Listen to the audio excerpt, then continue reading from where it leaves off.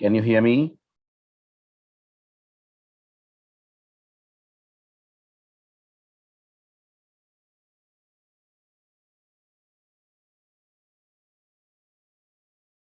चलिए तो अब एक्सेप्शन हैंडलिंग में बढ़ते हैं आगे। लास्ट लेक्चर में अपन ने डिस्कस कर लिया था एक्सेप्शन हैंडलिंग करना क्यों इंपॉर्टेंट है। एक बार क्विक समरी कि अगर आप अपने प्रोग्राम में एक्सेप्शन हैंडलिंग करते हैं तो आपका प्रोग्राम यूजर फ्रेंडली हो जाएगा। आपके प्रोग्राम में आने वाली रन टाइम एरर्स को हैंडल करने का प्रोविजन होगा। प्रोग्राम एबनॉर्मली टर्मिनेट नहीं होगा और एरर्स को डिस्क्राइब या यूजर के सामने प्रेजेंट बहुत ही फ्रेंडली तरीके से, बहुत ही इजी टू अंडरस्टैंड तरीके से आपका प्रोग्राम कर पाएगा।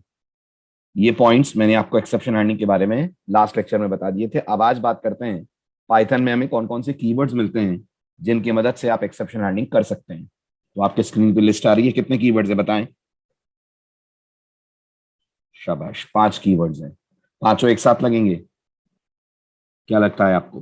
वेरी गुड, पांचों एक साथ नहीं लगेंगे, ठीक है, लेकिन ये पांचों अलग अलग सिचुएशंस में आपको यूज करने पड़ सकते हैं। एक साथ जो लगने वाले कीवर्ड्स हैं वो गौर करिएगा, शुरू के 3 हैं। कौन 3? ट्राई, एक्सेप्ट और एल्स।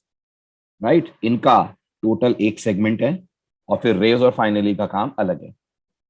तो सबसे पहले हम बात करते हैं ट्राई, एक्सेप्ट और एल्स, इनको कैसे लिखा जाता है और ये करते क्या है। बहुत ही ध्यान से सुनिएगा। ट्राई एक ऐसा कीवर्ड होता है जिसमें आप अपने प्रोग्राम के उन स्टेटमेंट्स को लिखा करते हैं जिन स्टेटमेंट्स को देखकर आपको ऐसा लगे कि शायद इनके एग्जीक्यूट होने पे प्रोग्राम में आ सकती है run time error. I repeat my words, try एक ऐसा कीवर्ड है जिसके अंदर आप अपने प्रोग्राम के उन स्टेटमेंट्स को लिखेंगे जिन स्टेटमेंट्स को देखकर आपको ऐसा फील हो रहा है, आपको ऐसा लग रहा है कि शायद आपके प्रोग्राम में रन होने पर इन लाइनों के कारण आ सकती है एक्सेप्शन। फॉर एग्जाम्पल, अगर आपने लास्ट लेक्चर अटेंड करा है तो मुझे बताइए, जब हम पाइथन में दो नंबरों को डिवाइड करते हैं तो क्या डिवीजन के दौरान एक्सेप्शन आ सकती है? जब हम पाइथन में दो नंबरों को डिवाइड करते हैं तो क्या डिवीजन के दौरान एक्सेप्शन आ सकती है? यस। तो वो जो आपने डिवीजन वाली लाइन लिखी थी, C equal to A divided by B, ये लाइन कहां लिखनी चाहिए हमको? फटाफट बोलिए, ये लाइन हमको कहां लिखनी चाहिए? ये लाइन हमको लिखनी चाहिए ट्राई ब्लॉक के अंदर। ये लाइन ट्राई की बॉडी के अंदर चली जानी चाहिए। वेरी गुड, अंडर ट्राई आ जानी चाहिए लाइन। Perfect, okay. अब सवाल आता है उन लाइनों का क्या होगा जो एक्सेप्शन नहीं देंगी? क्या वो ट्राई के अंदर आएंगी या वो ट्राई के बाहर आएंगी? तो जवाब ध्यान से सुनिएगा। वो लाइनें जो एक्सेप्शन नहीं देंगी वो ट्राई में आएंगी कि नहीं आएंगी, ये इस बात पे डिपेंड करता है कि उनका उन लाइनों से क्या रिलेशन है जो एक्सेप्शन दे सकती हैं। अगर आपको लगता है सर कोई रिलेशन नहीं है, तो जो लाइनें एक्सेप्शन नहीं दे रही हैं, अगर उनका एक्सेप्शन देने वाली लाइनों से कोई रिलेशन नहीं है तो वो लाइनें आएंगी ट्राई ब्लॉक के बाहर। और अगर उनका एक्सेप्शन देने वाली लाइनों से रिलेशन है, यानी उनका चलना एक्सेप्शन देने वाली लाइनों के चलने पर डिपेंड करता है, तो फिर ये लाइनें भी आएंगी ट्राई ब्लॉक के अंदर। उदाहरण के तौर पे आपने C equal to A upon B के बाद अपने प्रोग्राम में क्या लिखा था? याद कीजिए अपना लास्ट लेक्चर। ये लाइन से अपन डिवीजन कर रहे थे, डिवीजन करने के बाद अपन क्या कर रहे थे? डिवीजन करने के बाद अपन प्रिंट कर रहे थे। सम तो बाद में कर रहे थे, डिवीजन करने के बाद अपन प्रिंट कर रहे थे कि नहीं कर रहे थे? राइट। तो अब मुझे बताइए, ये जो प्रिंट वाली लाइन है क्या ये एक्सेप्शन देगी? बताओ, क्या प्रिंट वाली लाइन कोई एक्सेप्शन दे सकती है? एवरीवन प्लीज रिस्पॉन्ड, सोइए मत, बी इंटरैक्टिव। वेरी गुड, ये प्रिंट वाली लाइन कोई एक्सेप्शन नहीं दे सकती है। लेकिन क्या आपको नहीं लगता प्रिंट वाला स्टेटमेंट तभी चलना चाहिए जब A अपॉन B वाला स्टेटमेंट चले? क्या कहते हैं आप, है ना? तो ये प्रिंट वाली लाइन कहां जानी चाहिए? ये प्रिंट वाली लाइन जानी चाहिए C equal to A upon B के साथ ट्राई ब्लॉक के अंदर। इसका मतलब ट्राई ब्लॉक में कौन कौन सी लाइनें रहती हैं? तो जवाब है ट्राई ब्लॉक में दो तरह की लाइनें रहती हैं। वो लाइनें भी जो एक्सेप्शन दे सकती हैं और वो लाइनें भी जो एक्सेप्शन नहीं देंगी, लेकिन वो डिपेंड करती हैं उन लाइनों पे जो एक्सेप्शन दे सकती हैं। समझ आया ट्राई ब्लॉक के अंदर क्या लिखा जाता है? राइट। अब नोटिस करिएगा पाइथन ट्राई ब्लॉक को चलाती कैसे है। तो सपोज करिए ये आपने ट्राई लिखा, ट्राई के अंदर आपने टोटल 4 लाइनें लिखी, ठीक है। पाइथन ने पहली लाइन को एग्जीक्यूट करा। क्या इस बात की संभावना है कि ये लाइन बिना एक्सेप्शन के चल जाए? है ना? तो मान लीजिए ये लाइन बिना एक्सेप्शन के चल गई। फिर पाइथन ने सेकेंड लाइन को रन करा, सेकेंड लाइन भी मान लीजिए बिना एक्सेप्शन की चल गई, राइट। फिर पाइथन पहुंची थर्ड लाइन पे, थर्ड लाइन पे मान लीजिए एक्सेप्शन आ जाती है। जैसे ही थर्ड लाइन पे एक्सेप्शन आएगी, पाइथन करेगी 3 काम। कितने काम करेगी बताइए? पाइथन करेगी 3 काम। जब भी ट्राई ब्लॉक में एक्सेप्शन आती है, पाइथन डज 3 थिंग्स। पहला काम, पाइथन ट्राई ब्लॉक छोड़ देगी, पाइथन ट्राई ब्लॉक से बाहर निकल जाएगी। इसका मतलब ये लाइन नंबर 4 का क्या होगा? ये लाइन नंबर 4 का क्या होगा? ये लाइन नंबर 4 नहीं चलेगी। अगर लाइन नंबर 3 पे एक्सेप्शन आ गई तो ट्राई ब्लॉक की लाइन नंबर 4 रन नहीं हो पाएगी। और लाइन नंबर 2 पे एक्सेप्शन आ जाती तो क्या कहते हैं? लाइन नंबर 2 पे एक्सेप्शन आ जाती तो लाइन नंबर 3 और 4 एग्जीक्यूट नहीं हो पाते। तो जब भी ट्राई में एक्सेप्शन आती है, पाइथन बिल्कुल वैसे काम करती है जैसे लूप में ब्रेक लग गया हो। हाँ या ना? जब भी ट्राई में एक्सेप्शन आती है, क्या मैं कह सकता हूं पाइथन ऐसे काम करती है जैसे लूप में ब्रेक लग गया हो? यस। जब भी ट्राई में एक्सेप्शन आती है, पाइथन ऐसे काम करती है जैसे लूप में ब्रेक एग्जीक्यूट हो गया हो। तो कंट्रोल ट्राई से बाहर निकल जाएगा। यस, कंट्रोल ट्राई से बाहर निकल जाएगा। पहला एक्शन तो ये होगा। तो पहला एक्शन क्या हुआ? पहला एक्शन होता है पाइथन लीव्स ट्राई। दूसरा एक्सेप्शन, दूसरा एक्शन, जिस तरह की ये एक्सेप्शन आई है, पाइथन उस क्लास का क्रिएट करती है एक ऑब्जेक्ट। यानी पाइथन में जितनी भी एक्सेप्शन है वो सब क्लासेस हैं। व्हाट डू यू से? अगर मैं कह रहा हूं जो एक्सेप्शन आई है, पाइथन उसको रिप्रेजेंट करता हुआ क्रिएट करती है एक ऑब्जेक्ट। ऑब्जेक्ट क्रिएट होने के लिए तो क्लास का होना जरूरी है ना। तो क्या मैं ये बोल सकता हूं कि पाइथन में जितनी तरह की एक्सेप्शन है उतनी तरह की क्लासेस हैं? यस। तो इसका मतलब नेम एरर क्लास का नाम है पाइथन में। जी, नेम एरर पाइथन में क्लास का नाम है। जीरो डिवीजन एरर भी क्लास का नाम है। यस। और आप सबसे पॉपुलर क्लास कौन सी देखते हैं, जो पाइथन में शायद आप पहले दूसरे लेक्चर से ही देखते आ रहे हैं? Type error. ये भी अपने आप में एक क्लास का नाम है, राइट। तो जैसी एक्सेप्शन आई, पाइथन वैसी एक्सेप्शन क्लास का बनाएगी ऑब्जेक्ट। और थर्ड स्टेप पाइथन का ये होगा कि ऑब्जेक्ट बनाकर पाइथन आप ढूंढना शुरू करेगी एक्सेप्ट ब्लॉक को। किसे ढूंढना शुरू करेगी? क्या सुना आपने? ट्राई में एक्सेप्शन आती है तो पाइथन किसे ढूंढती है? पाइथन ढूंढती है एक्सेप्ट ब्लॉक को। तो इसका मतलब ट्राई आएगा तो एक्सेप्ट भी आएगा। यस, अगर ट्राई आएगा तो एक्सेप्ट भी आएगा। लगाना जरूरी है ट्राई के साथ एक्सेप्ट। तो आपको एक्सेप्ट ब्लॉक बनाना पड़ेगा। और एक्सेप्ट ब्लॉक के साथ लिखा जाता है एक्सेप्शन क्लास का नाम। यहां पर किसी एक्सेप्शन क्लास का नाम आप लिखेंगे तो पाइथन देखेगी पाइथन ने जिस एक्सेप्शन क्लास का ऑब्जेक्ट बनाया है, क्या वो इस क्लास के नाम से मैच कर रहा है।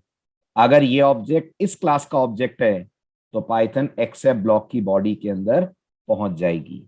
और पाइथन अगर एक्सेप्ट ब्लॉक की बॉडी के अंदर पहुंच जाती है तो वो अपने दोनों डिफॉल्ट एक्शंस नहीं लेती है। क्या डिफॉल्ट एक्शन थे? क्या सुना आपने परसों?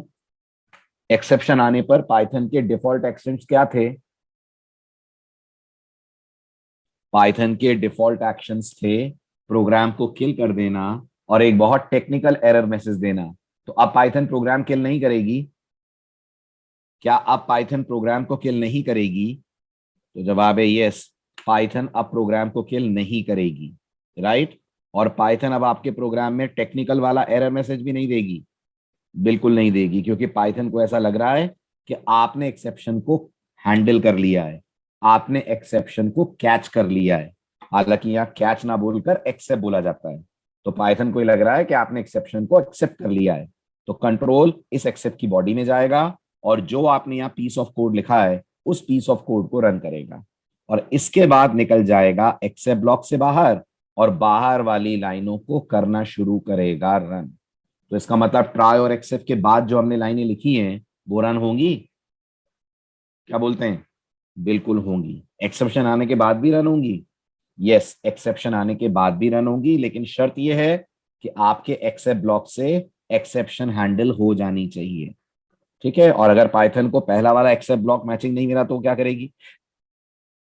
अगर पाइथन को पहला वाला एक्सेप्ट ब्लॉक मैचिंग नहीं मिला तो वो क्या करेगी? तो वो इसी ट्राई के दूसरे एक्सेप्ट ब्लॉक को चेक करेगी। So can one try have more than one except block? Can one try have more than one except block? Yes, one try can have multiple accept blocks. और हर except block की पहचान किससे होगी? हर except block की पहचान उसके बाद लिखे गए एक्सेप्शन के नाम से होगी, एक्सेप्शन क्लास के नाम से होगी। तो पाइथन जैसी एक्सेप्शन आएगी उसका ऑब्जेक्ट बनाकर उस एक्सेप्ट ब्लॉक में एंटर कर जाएगी जो इस ऑब्जेक्ट की क्लास का नाम लेकर बैठा है। तो कंट्रोल उस एक्सेप्ट ब्लॉक की बॉडी को करेगा रन। अब दो तीन सवाल है। पहला सवाल, हमें एक्सेप्ट ब्लॉक के अंदर क्या लिखना चाहिए? हमें एक्सेप्ट ब्लॉक के अंदर क्या लिखना चाहिए? आपको क्या लगता है एक्सेप्ट ब्लॉक में हमें कौन सी कोडिंग डालनी चाहिए? तो जवाब है हमें एक्सेप्ट ब्लॉक के अंदर यूजर से जो गलती हुई है उसे समझाने का सिंपल एरर मैसेज डालना चाहिए। क्यों? एक्सेप्ट ब्लॉक में एरर मैसेज ही क्यों डालना चाहिए? क्योंकि याद कीजिए पाइथन एक्सेप्ट ब्लॉक में आती ही तब है जब ट्राई ब्लॉक में एक्सेप्शन आए। अगर ट्राई में एक्सेप्शन नहीं आएगी तो पाइथन एक्सेप्ट ब्लॉक में नहीं जाती। यस, अगर ट्राई में ही पाइथन एक्सेप्ट ब्लॉक की बॉडी को एग्जीक्यूट करती है। आ रही है बात समझ?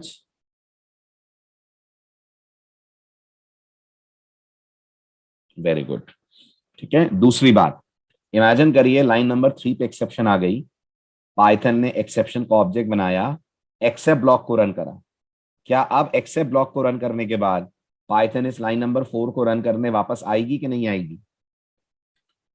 लाइन नंबर 4 को दोबारा रन होने का चांस मिलेगा कि नहीं एक्सेप्शन के हैंडल होने के बाद? शाबाश। और याद रखिएगा मुझे उस कोड में सिर्फ डिवीजन वाली एक्सेप्शन हैंडल करनी है फिलहाल, इनपुट वाली नहीं करनी है। अगर आप ध्यान से देखें तो इस कोड में दो एक्सेप्शंस आ रही हैं, दो एक्सेप्शन आने के चांसेस हैं इस कोड में। यस, एक एक्सेप्शन आ सकती है इनपुटिंग के दौरान और एक एक्सेप्शन आ सकती है डिवीजन के दौरान। हम फिलहाल ये मान लेते हैं यूजर हमें इनपुट इंटीजर्स ही दे रहा है। तो आप मुझे बताइए ट्राई कहां से शुरू करूं?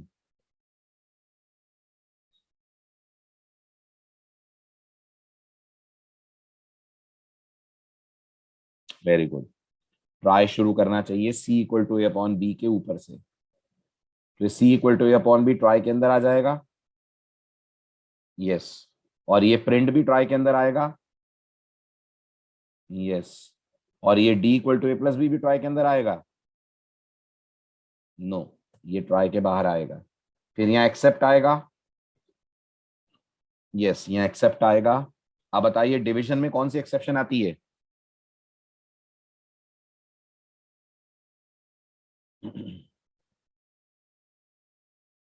Very good. डिवीजन में एक्सेप्शन आती है जीरो डिवीजन एरर। तो हम लोग इस एक्सेप्ट के अंदर जाएंगे और यहाँ हम लोग यूजर को मैसेज दे देंगे denominator should not be zero. अभी ठीक है? अब ये प्रोग्राम हैंडल कर लेगा एक्सेप्शंस को? यस, बिल्कुल कर लेगा। अब आपने रन करा और आपने इनपुट दिया 10 और 0। तो आप नोटिस करिए प्रोग्राम पाइथन के उस डिफॉल्ट बिहेवियर को नहीं दिखा रहा है। ना तो प्रोग्राम टर्मिनेट हुआ, ना पाइथन वाला एरर मैसेज आया। आपका सिंपल सा एरर मैसेज आया denominator should not be zero. और क्या सम वाले पार्ट को चलने का मौका मिला? यस। दूसरी बात, अगर ट्राई में एक्सेप्शन आए ना तो क्या होगा? जैसे मैंने 10 और 5 दिया, तो अगर ट्राई में एक्सेप्शन आएगी ही नहीं तो पाइथन एक्सेप्ट ब्लॉक में ना जाते हुए सीधे आ जाएगी D equal to A plus B पे। यानी अगर एक्सेप्शन नहीं आई तो पाइथन ऐसे बिहेव करेगी जैसे ट्राई लगा ही नहीं है। कह सकते हैं? बिल्कुल कह सकते हैं। चलिए बढ़े आगे। ये था एक्सेप्शन हैंडल करने का एक छोटा सा डेमो। अब आगे बढ़ते हैं, बात करते हैं पाइथन में एक्सेप्शन क्लासेस की हायरार्की के बारे में। तो एक बार फिर बताइए, in Python are exceptions represented as classes, right? तो अब हमें पढ़ना है ये कौन कौन सी क्लासेस हैं एंड मोस्ट इंपॉर्टेंटली कौन सी एक्सेप्शन कब आती है। अब आप इस हायरार्की को देखें तो आपको समझ में आएगा सारी एक्सेप्शन क्लासेस की टॉप लेवल बेस क्लास कौन है। सारी एक्सेप्शन क्लासेस की टॉप लेवल सुपर क्लास है बेस एक्सेप्शन नाम की क्लास। और बेस एक्सेप्शन क्लास खुद किसको इनहेरिट करती है? बेस एक्सेप्शन क्लास उसी को इनहेरिट करती है जिसको सब करती है, दैट इज ऑब्जेक्ट क्लास। हालांकि ऑब्जेक्ट क्लास एक्सेप्शन हायरार्की का पार्ट नहीं है। याद रखिएगा, एक्सेप्शन हायरार्की कहां से स्टार्ट होती है? एक्सेप्शन हायरार्की स्टार्ट होती है बेस एक्सेप्शन से। बेस एक्सेप्शन की जो डिराइव क्लास है सबसे पॉपुलर, उसका नाम है एक्सेप्शन। और आपने जितनी एक्सेप्शन पाइथन में अभी तक सुनी है सब इसी की चाइल्ड क्लासेस हैं, सब इसी की चाइल्ड क्लासेस हैं। तो अब मैं आपको जो इंपॉर्टेंट इंपॉर्टेंट एक्सेप्शंस हैं वो कब आ सकती हैं कोड में, उनके क्या आने की परिस्थिति बनती है, वो समझाने जा रहा हूं। इस स्लाइड को समझने का तरीका ये मानिएगा कि जो सबसे ऊपर क्लास है वो बेस है, नीचे वाली उसकी डेराइव है जिनका कलर सेम है, राइट? तो आप मुझे बताइए, एरिथमेटिक एरर बेस है? यस। और एरिथमेटिक एरर की कितनी डेराइव क्लासेस हैं? एरिथमेटिक एरर की 3 क्लासेस हैं बेटा, एक नहीं है। जिनका कलर सेम है वो सब आपस में पेरेंट चाइल्ड हैं। ये मानकर पढ़िएगा इस डायग्राम को, उनमें सबसे ऊपर जो है वो बेस है, बाकी उसके डेराइव हैं।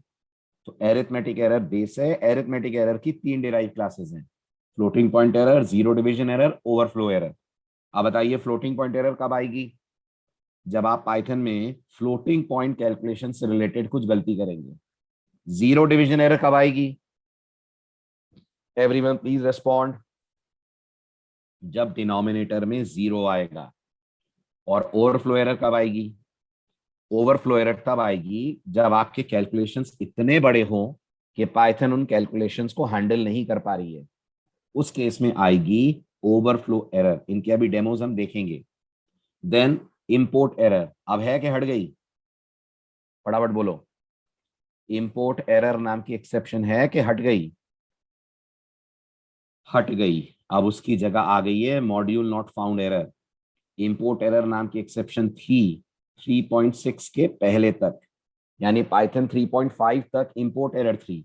3.6 से इंपोर्ट एरर का नाम क्या पड़ गया? 3.6 से इंपोर्ट एरर का नाम पड़ गया मॉड्यूल नॉट फाउंड एरर। तो अगर आपने इंपोर्ट कीवर्ड के साथ गलत मॉड्यूल का नाम लिख दिया, ऐसे मॉड्यूल का नाम लिख दिया जो आपके सिस्टम में है ही नहीं, तो फिर मॉड्यूल नॉट फाउंड एरर आएगी। Very good. फिर इसके बाद आती है सुपर क्लास लुकअप एरर, और उसकी 2 क्लासेस की एरर और इंडेक्स एरर। ये एक्सेप्शंस कब आती हैं? आप सबको पता है, जल्दी जवाब दीजिए। की एरर और इंडेक्स एरर एक्सेप्शंस कब आती हैं? बहुत जनरल जवाब दीजिएगा। ये एक्सेप्शंस तब आती हैं जब कुछ ढूंढते हैं और जो ढूंढते हैं वो मिलता नहीं है। बोल सकता हूं? ये तब आती है जब हम सर्चिंग करते हैं कहीं पे और जिस आइटम को सर्च कर रहे हैं वो मिलता नहीं है, राइट? की एरर तब आती है जब हम डिक्शनरी में कोई की ढूंढते हैं। और इंडेक्स एरर तब आती है जब हम स्ट्रिंग, टपल या लिस्ट में कोई ऐसा इंडेक्स दे देते हैं जो रेंज के बाहर है। करेक्ट? राइट। उसके बाद है नेम एरर। नेम एरर कब आती है? Everyone please respond. Name error तब आती है जब आप किसी वेरिएबल को बिना डिक्लेयर करे, बिना यूज करे, बिना डिक्लेयर करे, बिना वैल्यू दिए सीधे प्रोग्राम में उसे यूज कर लेते हैं, तब पाइथन देती है नेम एरर। और अनबाउंड लोकल एरर याद है? ये आती है फंक्शंस के अंदर। और ये तब आती है जब आप वेरिएबल को डिक्लेयर बाद में कर रहे हैं और यूज पहले कर लेते हैं, तब आती है अनबाउंड लोकल एरर। अब आता है सबसे इंपॉर्टेंट क्वेश्चन पाइथन में, टाइप एरर कब आती है और वैल्यू एरर कब आती है? क्या आप मुझे एक्सप्लेन कर सकते हैं? टाइप एरर कब आती है और वैल्यू एरर कब आती है?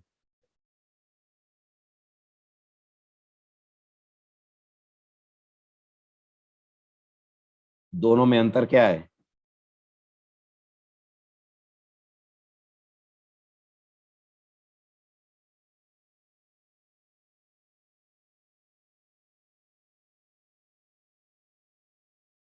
बोलिए जल्दी, समझिए ध्यान से। टाइप एरर तब आती है जब आप कोई फंक्शन को या कोई ऑपरेशन को उस डेटा टाइप का आर्गुमेंट देते हैं जो डेटा टाइप वो अलाउ ही ना करे। समझ रहे हैं ध्यान से? जब आप किसी ऐसी डेटा टाइप का आर्गुमेंट फंक्शन को आर्गुमेंट में दे देते हैं जो डेटा टाइप वो अलाउ ही नहीं करता, तो पाइथन देती है टाइप एरर। ठीक है, एग्जाम्पल के तौर पे आपको रेंज याद है? आपको पाइथन में रेंज फंक्शन याद है? रेंज फंक्शन याद है? तो अगर मैं पाइथन से कहता हूं x इक्वल टू रेंज 1, 10, ये चलेगा? रेंज 1, 10 ये चलेगा? बिल्कुल चलेगा, क्योंकि रेंज इंटीजर्स पे चलता है ना। लेकिन अगर मैंने रेंज को बोला रेंज 1.5, 10.5, चलेगा? फटाफट जवाब दीजिए। नहीं चलेगा। क्यों नहीं चलेगा? क्योंकि जो मैंने वैल्यू दी उसकी डेटा टाइप ही गलत है। रेंज फ्लोट टाइप पे नहीं चलता है, इसलिए आ रही है टाइप एरर। समझ आया? टाइप एरर क्लियर हुई? राइट। अभी बताइए, जो रेंज फंक्शन है ये एक तीसरा पैरामीटर भी लेता है, हाँ या ना? लेता है। वो तीसरा पैरामीटर इंटीजर होना चाहिए, राइट? लेकिन वो इंटीजर जीरो नहीं होना चाहिए, याद है? राइट। अब मुझे बताइए, अगर मैं यहाँ जीरो पास करता हूं तो क्या मैं गलत डेटा टाइप की वैल्यू पास कर रहा हूं? शाबाश, क्या बात कर रहे हैं अंजलि। क्या आपको जीरो गलत डेटा टाइप की वैल्यू लगता है? क्यों अंजलि? नहीं ना? Very good. जीरो की टाइप गलत नहीं है, लेकिन खुद जीरो एज अ वैल्यू गलत है रेंज के लिए। खुद जीरो रेंज के लिए एज अ वैल्यू गलत है। यस, जीरो रेंज के लिए एज अ वैल्यू गलत है। इसलिए नोटिस करिए, एरर का नाम बदल गया। एरर आ गई वैल्यू एरर। ऐसे ही मुझे बताइए, क्या इंट डबल कोट्स में 25 चलेगा? क्या इंट फंक्शन स्ट्रिंग लेता है? कैसी बातें कर रहे हो? रिवीजन की जरूरत है। कैसी बातें कर रहे हो? निधि को भी डाउट है। इस बार तो निशी ने भी गलत बोल दिया। इस बार नईम ने भी गलत बोल दिया। गड़बड़ बात हो गई। बेटा, इंट फंक्शन स्ट्रिंग को इंट नहीं बनाता क्या? और नहीं बनाता तो आप इनपुट में इंट क्यों लगाते हो? नहीं लगाते हो कि आप इनपुट के साथ इंट? क्या इनपुट स्ट्रिंग रिटर्न नहीं करता? कंफ्यूजन हो गया। इंट 25 चलेगा, कोई दिक्कत नहीं है, लेकिन इंट भोपाल चलेगा? Very good. तो भोपाल डेटा टाइप गलत है कि भोपाल वैल्यू गलत है? भोपाल की डेटा टाइप गलत है या भोपाल की वैल्यू गलत है? भोपाल की वैल्यू गलत है। समझ आ रहा है? राइट। गुड। तो फर्क समझ में आ गया टाइप एरर और वैल्यू एरर में? राइट। ऐसे ही आप बताइए, ये चलेगा? हाई प्लस बाय चलेगा? हाई प्लस बाय ये चलेगा। ये भी चलेगा 10 + 20, ये भी चलेगा। ये चलेगा हाई +10? नहीं चलेगा। क्यों? वैल्यू गलत है कि डेटा टाइप गलत है? वैल्यू गलत है कि डेटा टाइप गलत है? डेटा टाइप गलत है। प्लस तो कभी लेता ही नहीं ना स्ट्रिंग के साथ इंटीजर, तो डेटा टाइप गलत है, इसलिए आ जाएगी टाइप एरर। ये बहुत ही पॉपुलर इंटरव्यू क्वेश्चन है और बहुत सारे लोग इस पे कंफ्यूज रहते हैं, कब टाइप एरर कब वैल्यू एरर। आई होप अब आप कंफ्यूज नहीं होंगे। पहचान लेंगे अब आप, जब गलत डेटा टाइप पास होगी किसी ऑपरेशन में तो टाइप एरर। जब डेटा टाइप सही है लेकिन वैल्यू गलत पास होगी तो पाइथन देगी value error. Clear? Very good. अब टाइप एरर और वैल्यू एरर के अलावा इस कैटेगरी में एक और एरर आती है, उसका नाम है एट्रीब्यूट एरर। वो आपने बहुत देखी है पिछले कुछ दिनों में। जब भी आप किसी ऑब्जेक्ट के साथ डॉट लगाते हैं और कोई मेंबर को एक्सेस करते हैं और वो मेंबर होता ही नहीं है, तो पाइथन एट्रीब्यूट एरर देती है। यस, तो पाइथन देती है एट्रीब्यूट एरर। क्लियर? आगे बढ़ा जाए। चलिए आगे बढ़ते हैं। देन नेक्स्ट, अब आती हैं चार एरर्स जिसमें ओएस एरर बेस क्लास है, file not found, file exist, permission error. नाम से देखकर आपको लग रहा होगा ये सब कब मिलेंगी आपको।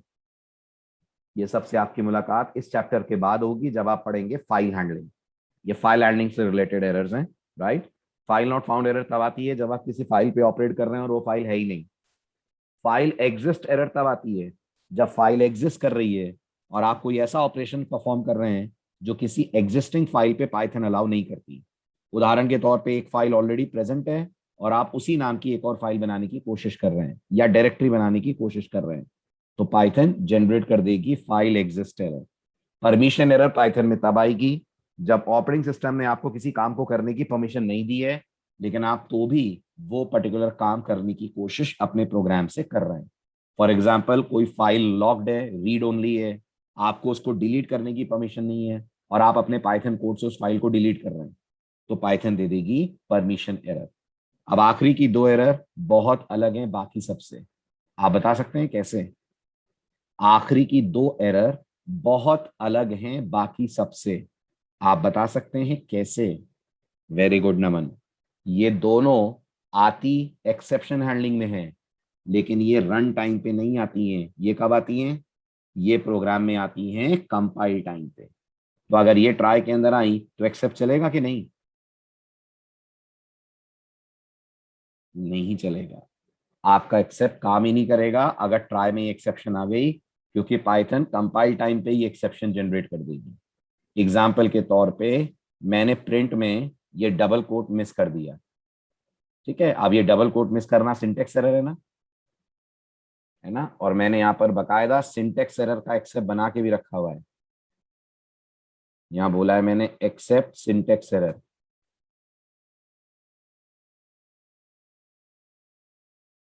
और यहाँ बोला है मैंने print please check your syntax. अब अगर मैं चलाऊंगा तो मेरा ये प्लीज चेक योर सिंटेक्स चलना चाहिए ना, अगर सब कुछ सही है तो। यहाँ पर आनी चाहिए सिंटेक्स एरर और ये एक्सेप्ट रन होना चाहिए, लेकिन चेक करिए ऐसा होगा नहीं।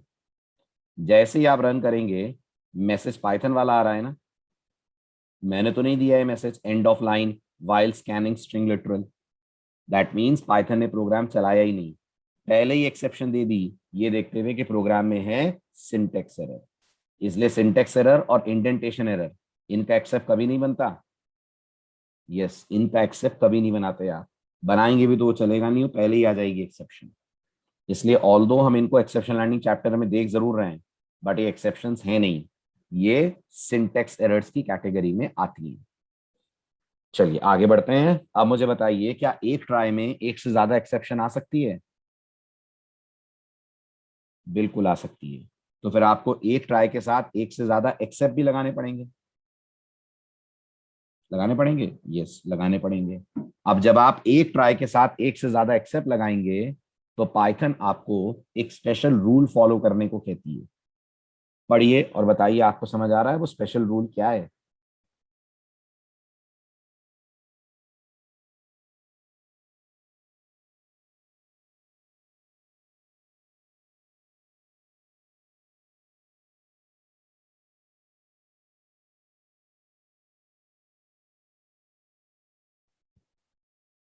वेरी गुड नमन। देखो, तुम जावा और पाइथन साथ में पढ़ रहे हो तो तुम कंफ्यूज हो रहे थे, अब बेनिफिट दिख रहा है। ऐसा लग रहा है ना जावा की बहन से मिल रहे हैं अपन।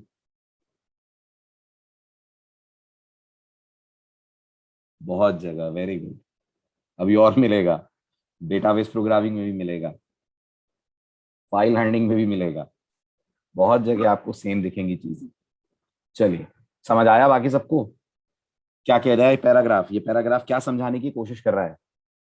ये पैराग्राफ ये समझाने की कोशिश कर रहा है, Naman always chats in private. Naman, publicly chat करा करो बेटा। ये कोड आपको ये समझाने की कोशिश कर रहा है, ये बताने की कोशिश कर रहा है कि अगर आप एक ट्राई के साथ दो एक्सेप्ट लगाते हैं तो आपको ये ध्यान रखना है कि अगर ये दो एक्सेप्ट में जो एक्सेप्शन क्लासेस आ रही हैं उनमें से एक पेरेंट और एक चाइल्ड है तो हमेशा चाइल्ड का एक्सेप्ट पहले और पेरेंट का एक्सेप्ट बाद में आना चाहिए।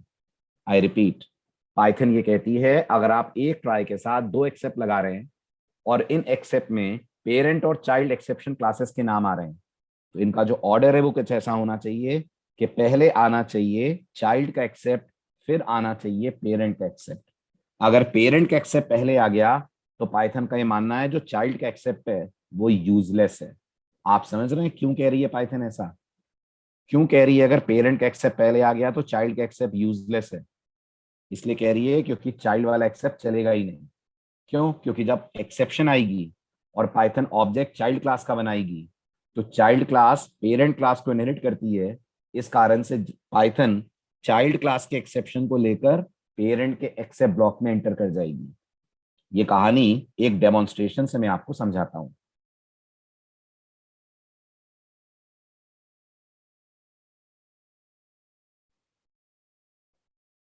Exception demo 2। अब एक छोटा सा कोड में लिख रहा हूं, ध्यान से देखिएगा। मैंने मैथ मॉड्यूल को इंपोर्ट करा, ठीक है, ट्राई ब्लॉक बनाया। ट्राई ब्लॉक के अंदर मैंने कहा x equal to 10 divided by 5, print x। और फिर मैंने कहा y equal to math dot e x p power 3, print y। पहले तो बताइए क्या हो रहा है ट्राई ब्लॉक में, समझ आ रहा है आपको? ऊपर वाली दो लाइनें तो बहुत सिंपल है ना, ऊपर वाली दो लाइनों में तो दिक्कत नहीं होगी। ये लाइन क्या कर रही है, तीसरी वाली, math dot e x P parenthesis में 3। Any predictions? ये लाइन जो यूलर्स कांस्टेंट होता है ई, उसको रेस कर रही है टू द पावर 3। समझ आ रहा है? तो पाइथन में ये यूलर्स कांस्टेंट है। अगर आप चाहें तो आप इसकी वैल्यू देख सकते हैं। पाइथन में पाई है, पाई है ना, तो अगर हम मैथ डॉट पाई लिखते हैं तो हमें पाई की वैल्यू मिलती है। ऐसे आप पाइथन से कह सकते हैं मैथ डॉट ई, तो आपको यूलर्स कांस्टेंट की वैल्यू मिलेगी। राइट, ये यूलर्स कांस्टेंट है। Got it? तो जब आप math dot e x P 3 करते हैं तो आप समझ रहे हैं पाइथन इंटरनली क्या कर रही है। जब आप math dot e x P 3 करते हैं तो पाइथन ऐसा सोच रही है जैसे आपने पाव कॉल करा है और पाव को आपने ई कॉमा 3 दिया है। Everyone is able to understand this? Exp ये ई एक्स पी ये करता है, ये यूलर्स कांस्टेंट को आपके दिए गए नंबर की पावर पे रेस कर देता है। ठीक है? अब अभी तो पावर 3 है तो पाइथन कैलकुलेट कर लेगी ना। अभी तो आपने छोटी पावर दी है तो पाइथन कैलकुलेट कर लेगी। लेकिन अगर ये पावर बहुत बड़ी हो गई तो पाइथन दे देगी एरिथमेटिक एरर। समझ आ रहा है? राइट।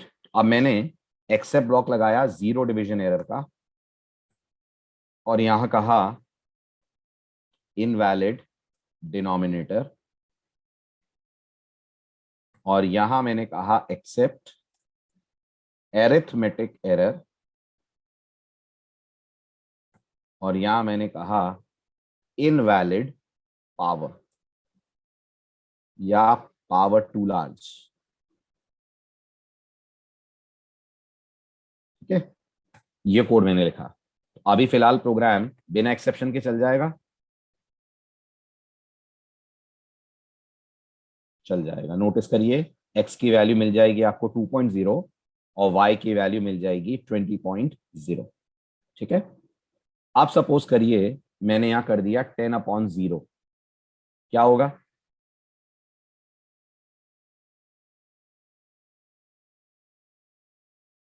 शाबाश, कोड बोलेगा इनवैलिड डिनोमिनेटर। सही बोल रहा है। अगर कोड कह रहा है इनवैलिड डिनोमिनेटर तो सही है। व्हाट डू यू से? बिल्कुल सही है, आना भी चाहिए इनवैलिड डिनोमिनेटर, है ना। ओके, और अगर मैंने यहां पर 3 की जगह 3000 कर दिया, 3 की जगह 3000 कर दिया, तो आएगी एरिथमेटिक एरर। आ रहा है पावर टू लार्ज? सब बढ़िया चल रहा है, वही एक्सेप्ट ब्लॉक चल रहा है ना जिसे चलना चाहिए, वही एक्सेप्ट ब्लॉक चल रहा है ना जिसे चलना चाहिए अकॉर्डिंग टू एक्सेप्शन, राइट। अब आप इसको पहले लिख दीजिए। याद कीजिए arithmetic error zero division error की पेरेंट है ना। ठीक।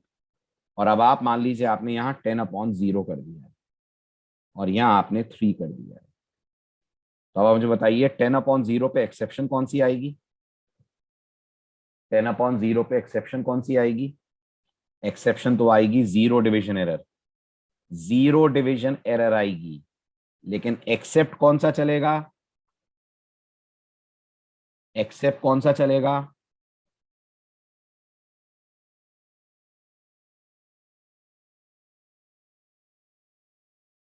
वेरी गुड, एक्सेप्ट चलेगा एरिथमेटिक एक्सेप्शन वाला।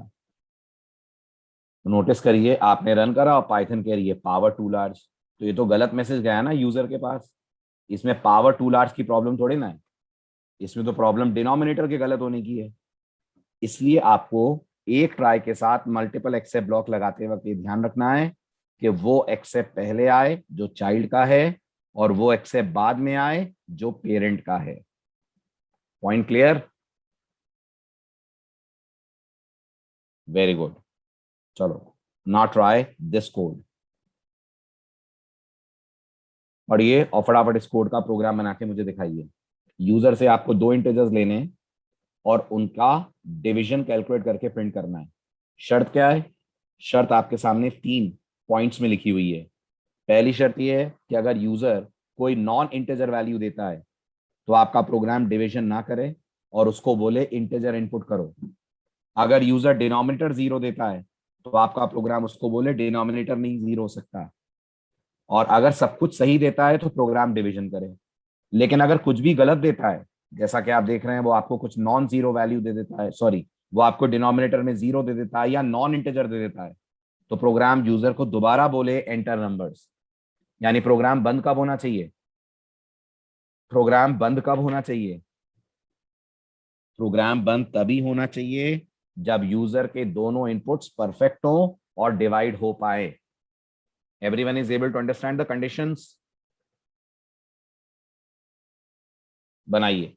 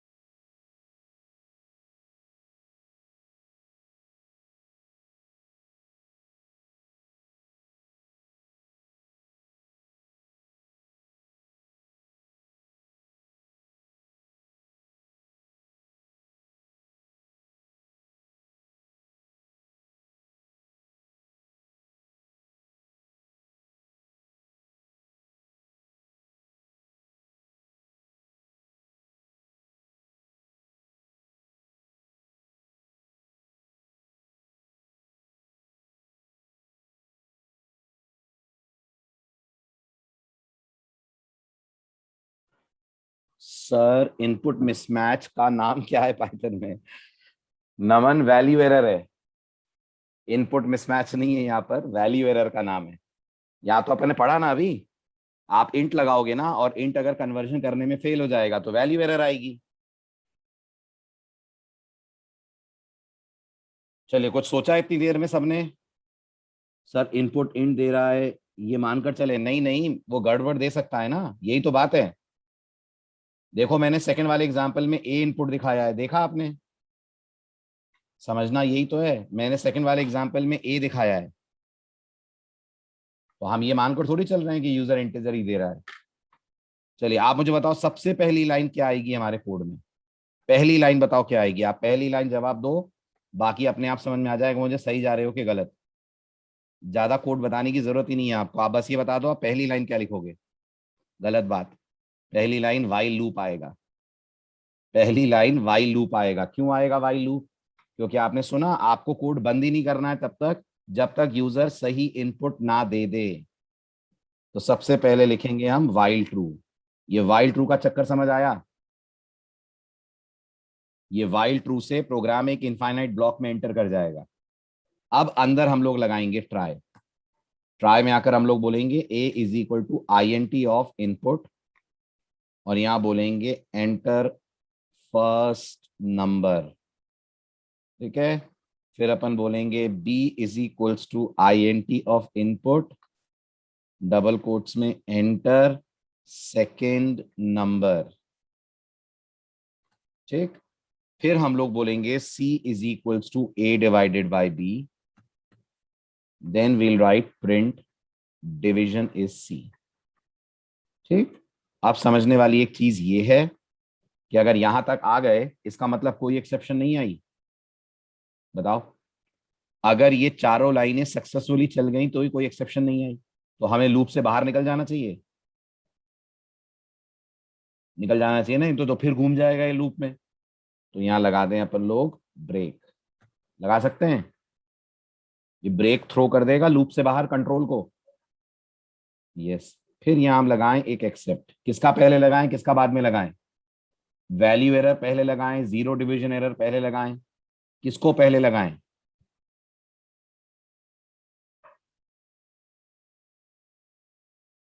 Very good. किसी को भी पहले लगा सकते हैं, क्योंकि वैल्यू एरर और जीरो डिवीजन एरर आपस में पेरेंट चाइल्ड नहीं है। याद है ना?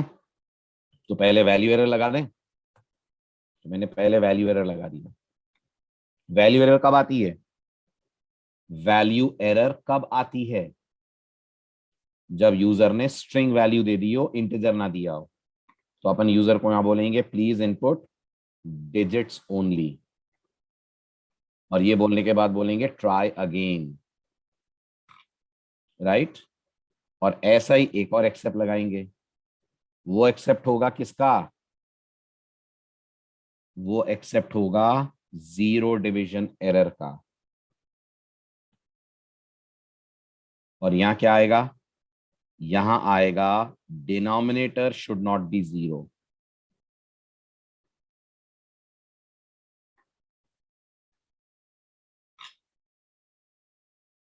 बताइए, ये समझ आ रहा है? ये कोड का एग्जीक्यूशन समझ आ रहा है? चलो करो ट्रेस आप मेरे साथ। सबसे पहले यूजर ने आपको पहला इनपुट दिया 10 और दूसरा इनपुट दिया 0। तो क्या 10 और 0 के इनपुट लेने में कोई प्रॉब्लम होगी? नहीं होगी। लेकिन 10 को 0 से डिवाइड करने में प्रॉब्लम होगी? होगी। कौन सी एक्सेप्शन आएगी? जीरो डिवीजन एरर आएगी। And because of that control कहां जंप मारेगा? कंट्रोल जंप लेगा एक्सेप्ट ब्लॉक पे। एक्सेप्ट ब्लॉक में यूजर से कहेगा please input digits only, try again. और जब वो एक्सेप्ट से बाहर निकलेगा तो ये पूरा कोड एक लूप में लिखा हुआ है, तो यहां से घूम के वापस वाइल लूप में चला जाएगा, और फिर से इस ट्राई को चलने का मौका मिलेगा।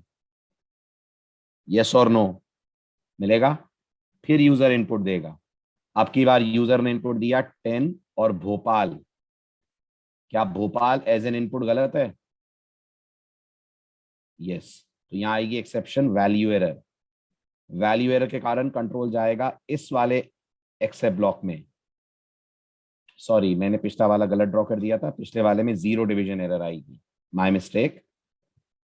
पिछले वाले में ये, इस बार आएगी वैल्यू एरर, और पाइथन वैल्यू एरर का प्रिंट देते हुए वापस पहुंच जाएगी वाइल के अंदर। तो ये कब तक चलता रहेगा, ये वाइल कब तक चलेगा, इसका एंड पॉइंट क्या होगा, कब खत्म होगा ये? वेरी गुड, ये तब तक चलता रहेगा जब तक यूजर प्रॉपर तरीके से आपको इनपुट नहीं देता है। राइट?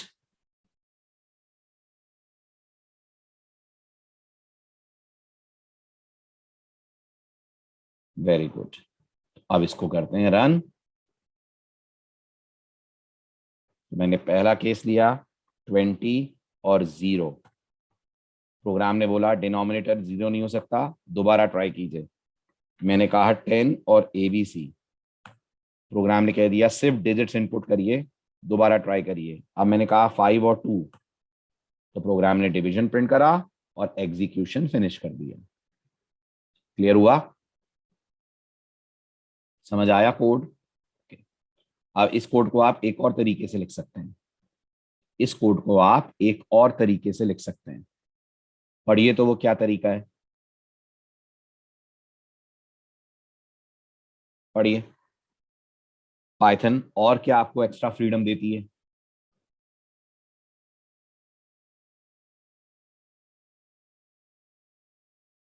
अगर आपके एक्सेप्ट ब्लॉक्स के मैसेजेस सेम है या मिलते जुलते हैं, तो पाइथन आपसे कहती है आप दो दो एक्सेप्ट ब्लॉक ना बनाकर एक ही एक्सेप्ट ब्लॉक में दोनों एक्सेप्शंस को हैंडल कर सकते हैं।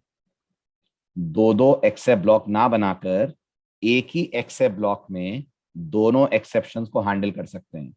करना क्या पड़ेगा? करना ये पड़ेगा कि एक्सेप्ट ब्लॉक में लगेगा पैरेंथेसिस, पैरेंथेसिस में कॉमा में आप दोनों एक्सेप्शंस का नाम दे दें।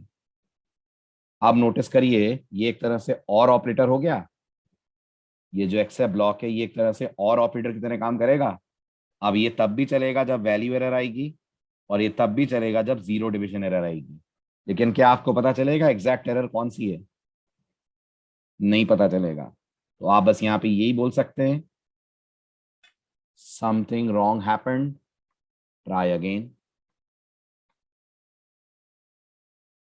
राइट? चला दीजिए कोड, बिल्कुल पहले जैसा काम होगा, बस मैसेज बेहद जनरलाइज्ड है। 10 और 0 पे भी बोलेगा समथिंग रॉन्ग हैपेंड, 10 और ABC पे भी बोलेगा समथिंग रॉन्ग हैपेंड, 10 और 5 पे चल जाएगा और डिवीजन दे देगा। ठीक है, तो जनरली ये तरीका कब अपनाना चाहिए? जब एक्सेप्शंस में आने वाले मैसेजेस सेम हो। आ रही है बात समझ? ये वाला क्लियर हुआ पॉइंट? राइट। अब पाइथन आपको इसे और जनरलाइज करने की फैसिलिटी देती है। पाइथन आपको इसे और जनरलाइज करने की फैसिलिटी देती है। पढ़िए तो जरा वो फैसिलिटी क्या है, क्या अलाउड है पाइथन में?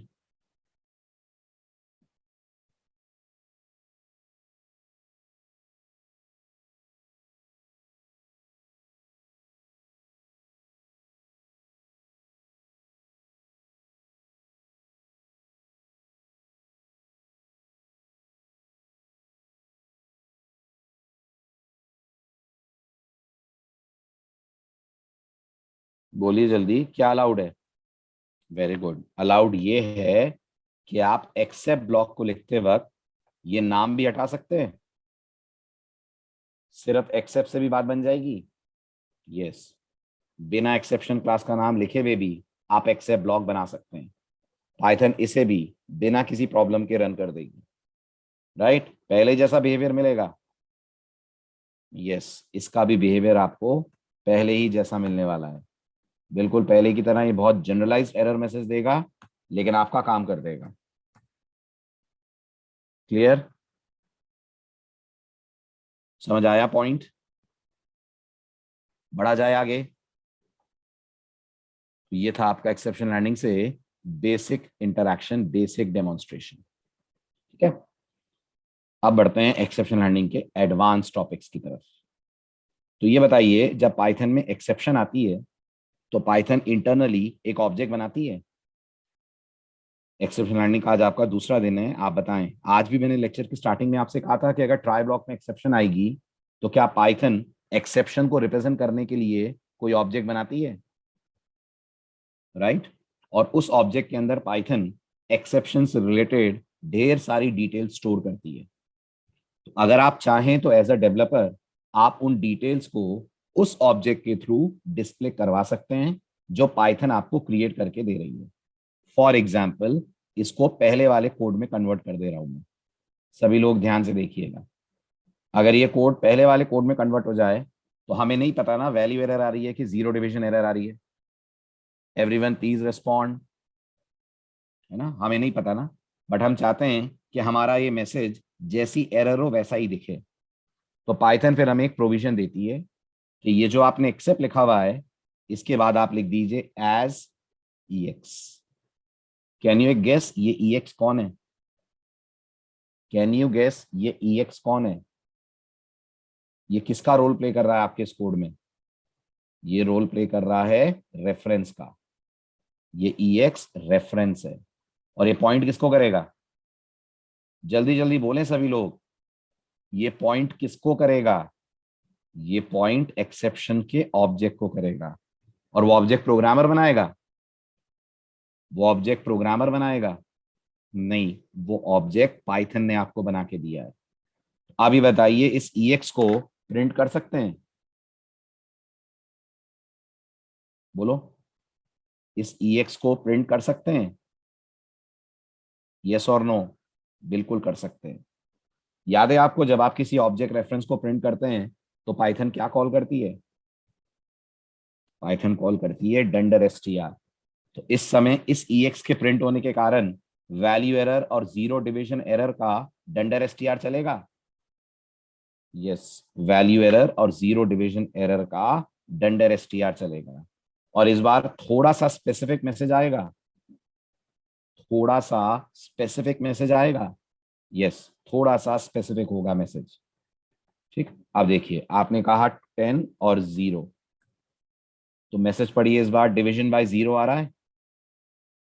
ये मैसेज आ रहा है इस EX ऑब्जेक्ट के कारण।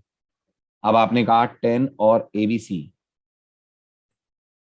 तो गौर करिए, मैसेज पाइथन वाला आ रहा है। ओके, तो इस तरह से आप ये डिटेक्ट कर सकते हैं कि जो एक्सेप्शन आई है उसका रीजन क्या है। लेकिन अगर आप गौर से ऑब्जर्व करें तो अभी भी आपको एक्सेप्शन का लाइन नंबर नहीं पता लग रहा ना ही आपको ये पता लग रहा है एक्सेप्शन वैल्यू एरर है कि जीरो डिवीजन एरर है। नहीं पता लग रहा। तो अगर आपको कंप्लीट डिटेल्स चाहिए, आप चाहते हैं एक्सेप्शन का नाम भी आए, एरर मैसेज भी आए, लाइन नंबर भी आए, सारी डिटेल्स आए, तो पाइथन आपको इससे भी एडवांस तरीका देती है। समझिए और मुझे भी समझाइए वो एडवांस तरीका क्या है।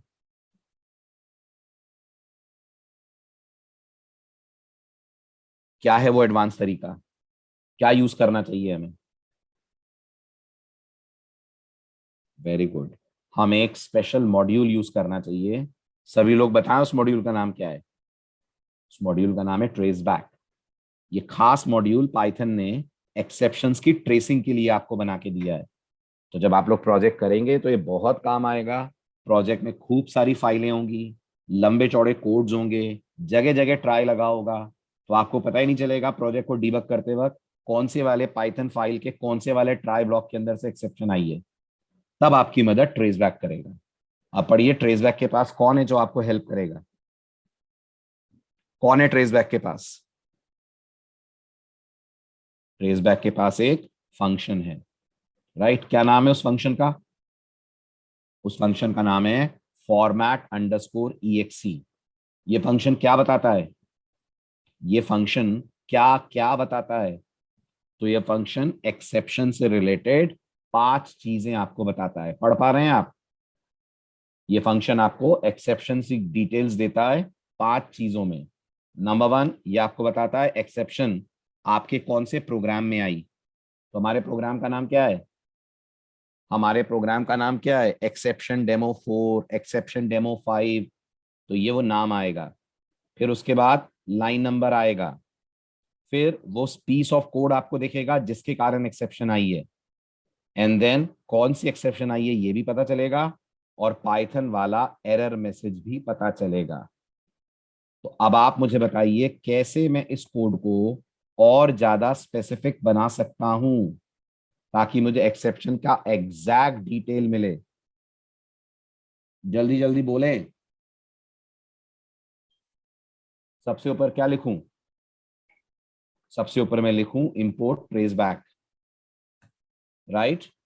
और इस एक्सेप्ट में से अब क्लास का नाम हटा दें, आपको कोई जरूरत थोड़ी है क्लास का नाम लिखने की, है ना। और इस प्रिंट में हम क्या लिख सकते हैं? प्रिंट में आप लिखिए traceback dot format underscore EXE, और एक अपना मैसेज और डाल दीजिए, प्रिंट ट्राई अगेन।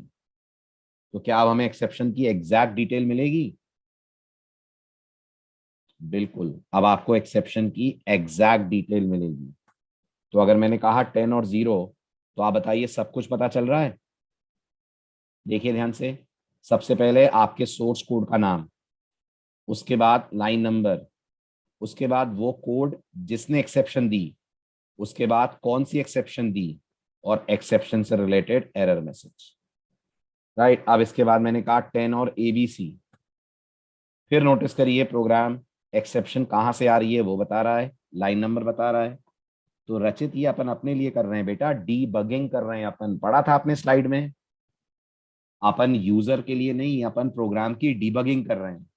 तो जब हम प्रोग्राम बनाते हैं उसके बाद यूजर को देने से पहले टेस्टिंग करते हैं ना, तो टेस्टिंग में हम ये ट्रेस बैक यूज करते हैं ताकि हमें टेस्टिंग के दौरान पता चले एक्सेप्शन कहाँ और कैसे आ रही है। अल्टीमेटली यूजर को तो ट्रेस बैक देने का कोई मतलब ही नहीं है, यूजर को तो हम वही कोड देंगे जो हमने अभी थोड़ी देर पहले लिखा था। क्लियर? तो डिबगिंग के लिए आप इस अप्रोच को यूज करेंगे। आया समझ? ट्रेस बैक क्लियर हुआ? चलिए आइए नेक्स्ट लेक्चर बात करेंगे अपनी खुद की एक्सेप्शन क्लासेस कैसे बनाते हैं, एक्सेप्शंस पाइथन में रेज कैसे करी जाती हैं। ठीक है, तो अगले लेक्चर में एक्सेप्शन लर्निंग आपकी खत्म हो जाएगी। और ये बताएं, आप सबको SQL आती है? आप सभी को